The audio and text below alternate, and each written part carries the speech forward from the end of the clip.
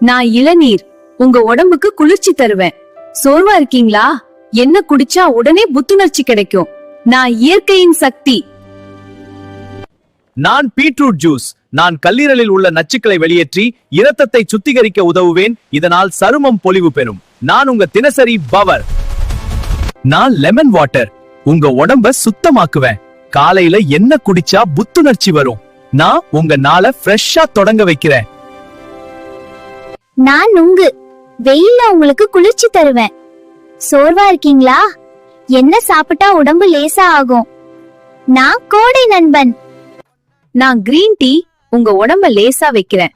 தினமும் என்ன குடிச்சா மனசு அமைதியா இருக்கும். நான் உங்க ஹெல்த் நண்பன்.